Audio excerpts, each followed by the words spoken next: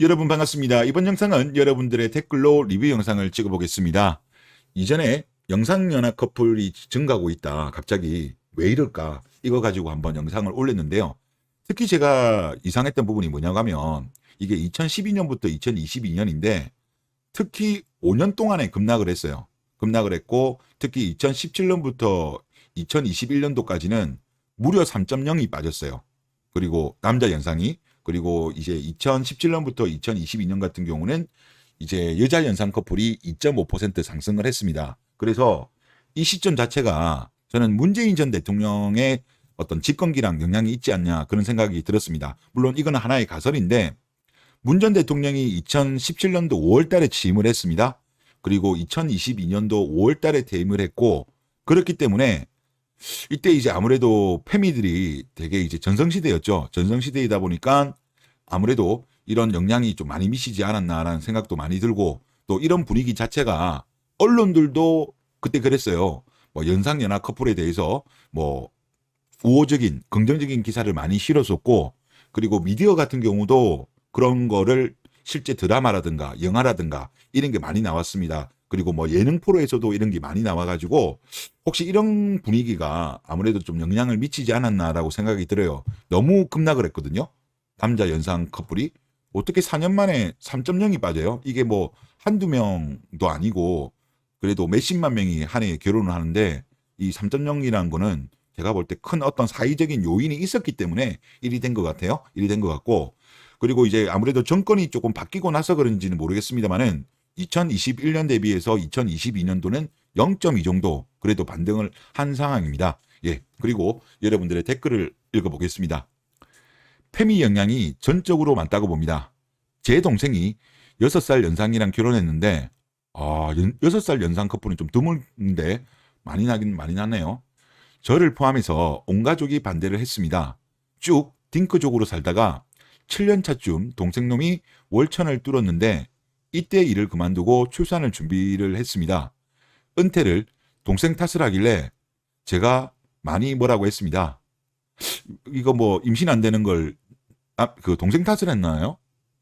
이게 사실 대부분 다 보면 여성분들이 나이 들어서 임신이 자연스럽게 잘 안 되는 건데 막 그거를 또 모르고 있었든지 부인했든지 그러지 않았을까 싶은 생각이 좀 많이 듭니다. 그러면서 이때 패미인 거를 잡아냈습니다. 40이 넘어서 출산을 했는데 현재 신체 장애를 가진 아이를 낳았고요. 당분간 불안 속에서 살 것 같네요. 부디 정상적으로 자라나길이라고 하셨습니다. 가족 입장에서는 아무래도 억장이 무너지죠. 이제 온 가족이 또 반대를 한 입장이고 그나마 그래도 아이가 건강하게 태어났다면 아무런 문제가 없었지만 그래도 조카분이 장애를 가진 아이가 태어났는데 뭐 제가 이런 입장에서 뭐 더 이러쿵저러쿵 말하기는 좀 그렇고 그래도 그나마 조카분이 건강하게 좀 잘 자랐으면 좋겠다 그런 말씀을 드리겠습니다. 다음 댓글 읽어보겠습니다. 저는 20년 전성기라는 게 있다고 보는데 패미들의 시작이 2000년쯤 있었다는 걸 보면 아무리 길어도 2030년 전후로 힘이 빠질 거라고 봅니다. 이렇게 말씀하셨습니다. 힘이 많이 빠졌어요. 지금 일단 정권이 바뀐 지가 1년 정도 넘었죠. 1년 한 1개월 정도 되었는데 확실히 힘이 많이 빠졌고 또 국민적인 여론도 예전에 비해서 많이 안 좋아졌어요. 그리고 남성들 같은 경우도 예전 같은 경우면 20, 30대 분들이 주로 이 분야에 대해서 목소리를 많이 냈는데 이제 이게 확산되고 있는 것 같습니다. 이제 저 같은 40대 후반 정도 되는 사람도 이런 거에 대해서 목소리를 낼 정도고 그리고 제 또래를 보더라도 예전에는 이걸 잘 몰랐대요. 근데 이제는 자기들도 이게 정말 문제가 많다는 거를 인지하는 사람들이 지금 늘어나고 있습니다. 아무래도 우리나라 같은 경우는 이 정보 속도가 워낙 빠르기 때문에 아마 이러한 현상이 발생하고 있는 것 같고 결국은 저는 중요한 거는 돈줄이라고 봐요. 이제 그동안에 FM들이 힘을 많이 썼던 이유 중에 하나가 물론 여성가족부도 있지만 이제 거기와 관련되어 있는 많은 여성 시민단체들이 돈이 넘쳤어요.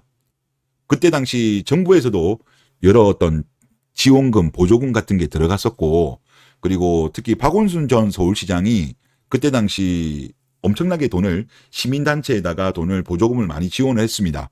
그랬는데 물론 이제 거기에 일반적인 시민단체도 있고 여성단체도 같이 포함됩니다. 그래서 상당히 재정적으로 윤택했습니다. 윤택했는데 지금은 아무래도 정권이 바뀐 이후에 돈줄이 얘네들이 이제 옛날 같지 않은 거예요. 사실 먹고 사는 게 제일 중요하잖아요. 아무래도 먹고 사는 게 어떻게 해결이 안 되면 본인들이 뭐 여성 운동을 하고 싶어도 하기 힘든 겁니다. 자, 한번 기사 내용을 보면 지금 최근에 감사원에서 이거 관련해 가지고 지금 감사를 진행하고 있습니다. 그래서 이제 대표적인 경우가 뭐냐고 하면 뭐 한 사례를 말씀을 드리면 여성 인권 단체 비상근 대표 CC 같은 경우는 이제 뭐 인건비 665만 원을 부정 수령했고 이제 여가부에 뭐 위안부 기록물 유네스코 등재 업무를 하면서 요거를 부정 수급했대요. 그리고 또 심지어 또 이런 일도 있었습니다. 이제 총 근무일 100일 중 27일만 근무를 했는데 그리고 개인적으로 해외여행을 39일을 포함한 나머지 73일까지도 근무한 것처럼 그러니까 총 100일 중에 꼴랑 27일 갔는데 73일을 근무한 것처럼 꾸며가지고 인건비를 다 갔다는 거예요. 근데 이 사람이 이것만 했냐? 그것에서 끝난 것이 아니라 2019년부터 2021년까지 여성가족부의 요 그 위안부 기록물 유네스코 등재 업무 보조 사업자로 선정이 되어서 연간 1억 원의 보조금을 받았는데 이 여성 인권단체인데 여가부에서 이런 식으로 해가지고 돈을 지원하는 거예요. 무슨 사업을 한다, 뭐 연구 용역을 맡긴다 이런 식으로 해가지고 돈을 지원을 하는데 지금 이 경우 같은 경우도 규정상 비상근 임원은 인건비를 받을 수 없는데 이 CC는 인건비를 3,100만 원을 챙겼답니다. 무슨 뭐 1억 보조금 받았는데 이렇게 많이 받아요? 그러니까 지금 이런 식으로 해가지고 그동안에 여성 인권 단체라는 사람들 이거는 인권이 아니고 자신들의 비즈니스예요. 비즈니스. 이런 식으로 해가지고 재정적으로 여유로웠는데 지금 이제 이거를 감사를 하고 있고 지금 정부에서도 방침이 뭐냐고 하면 이런 민간단체에 대해서 물론 일반적인 시민단체, 여성단체들 보조금을 줄이는 쪽으로 지금 나아간다고 합니다. 나아가기 때문에 아무래도 이들이 돈줄이 마르면 하기 힘들 거예요. 하기 힘들다는 말씀을 드리겠고 저는 또 기본적으로 그런 생각은 있습니다. 시민단체 활동은 왜 정부랑 지자체에서 돈을 지원해야 되나요? 저는 시민단체라고 한다면 어떻게 보면 시민들의 어떤 자발적인 후원을 바탕으로 해가지고 활동하는 것이 맞지 이것을 국민의 혈세로 지원하는 것이 정말 옳은 건가? 저는 이 부분에 대해서는 좀 의문입니다. 그래서 저는 지원을 하지 않는 게 낫지 않느냐. 시민단체면 시민단체답게 후원금으로 하는 게 맞지 않나 싶습니다. 하여튼 그렇습니다. 다음 댓글 읽어보겠습니다. 6개월에서 12개월 사이에 연상 여성, 고령 여성이 결혼을 하는 일 자체가 급감할 겁니다. 현재 한국 출산 통계를 곧 알게 됩니다.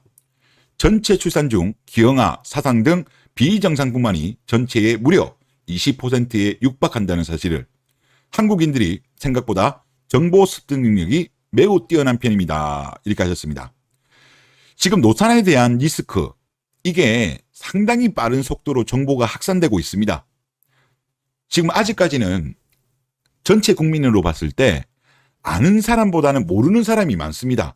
저도 제 주변한테 한번 물어보면 몰라요. 약간은 조금 뭐 문제가 있는 것 정도는 아는데 이제 사람들이 알고 있는 거는 그렇게 리스크가 크다고는 안 느끼는 것 같아요. 하지만 이 데이터를 아는 분들은 깜짝 놀라잖아요. 노선 리스크가 이렇게 커? 깜짝 놀라잖아요. 그래서 저는 이게 빠르게 확산될 거고 그리고 최근에 뭐 여러 전문가들 그러니까 의사분들 중에서 소신 있는 산부인과 전문의들이 노산과 관련되어서 소신 발언들을 하시는 경우가 늘어나고 있습니다.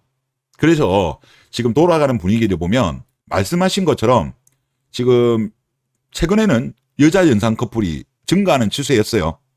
증가하는 추세였지만 이 흐름이 저는 바뀔 거다. 그러니까 지금 보면 남자 연상이 약간 반등을 했잖아요. 이 반등하는 흐름이 조금 더 이어질 수 있지 않겠느냐. 아마 지금 댓글 쓰신 분도 그 의견 같습니다. 저도 그런 의견이고 그러다 보니까 지금 30대 중반 이후 넘은 여성분들 같은 경우는요.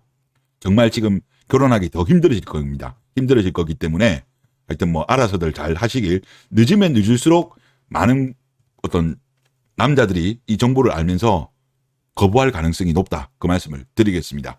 다음 댓글 한번 보겠습니다. 요즘 30대 중후반 여자들이 연상남들의 기준에 맞춰 결혼 준비가 안 된 경우가 많습니다.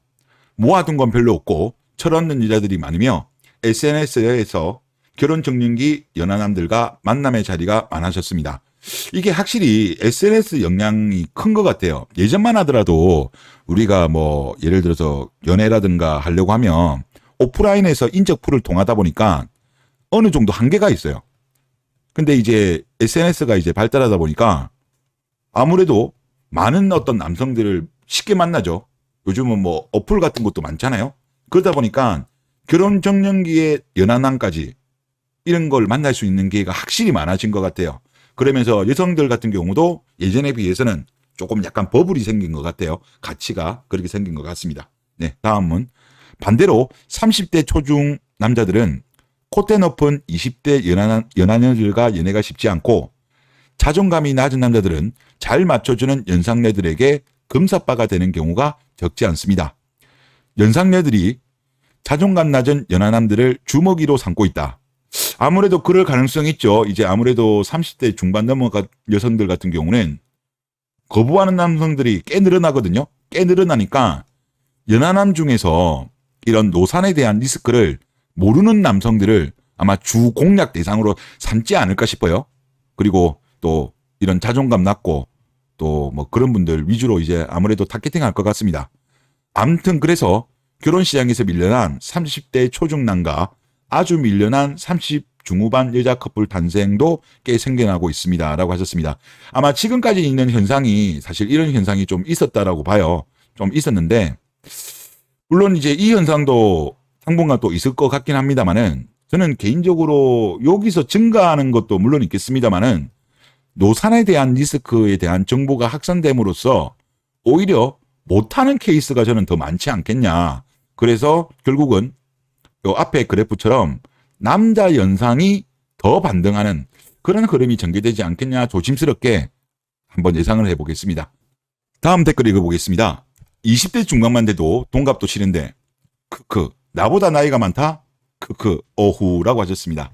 일단은 뭐 20대 같은 경우고 뭐 30대 초까지 정도만 하더라도 저는 뭐 그래도 뭐 30대 초기 노산이긴 하지만 그때까지는 괜찮긴 한데 확실히 30대 중반 넘은 여성들 같은 경우는 진짜 리스크가 커요. 리스크가 큰데 이제 아무래도 자연 임신 확률 그리고 뭐 시험관이라든가 이런 확률이 이제 떨어지는 것도 있지만 저는 그것보다 이제 제일 무서운 거는 건강한 아이가 태어나질 않은 확률이 너무 높아요. 저 같은 경우도 사실 이거에 대한 리스크를 안 지가 얼마 안 되었어요. 저는 뭐 장애 확률이 이렇게 높은지는 몰랐어요. 임신 안 되는 거는 좀 알고 있었는데 근데 건강한 아이가 안 나온다? 그거는 남자로서 그 정보를 알고 있으면 결혼이 선택하기 쉽지 않습니다. 그나마 지금까지 제가 볼 때 이거를 알고 있는 남성들이 소수고 모르고 있는 남성들이 다수였기 때문에 이 흐름이 전개되었는데 이제는 이 흐름이 저는 바뀔 거라고 봅니다. 그래서 특히 30대 중반 이후의 여성들은 정말 결혼하기 힘들 거다. 그런 말씀을 드리겠습니다. 예, 다음 댓글 한번 보면요. 여성은 순결의 성이고 남성은 거듭나는 성입니다. 한국 평균 월급 300만 원은 아시아에선 최상위입니다. 국가를 위해 2년 동안 고생했는데 최소한 건강한 아이는 가져야죠. 20대 초 정말 처녀 국제결혼연애가 답입니다. 라고 하셨습니다.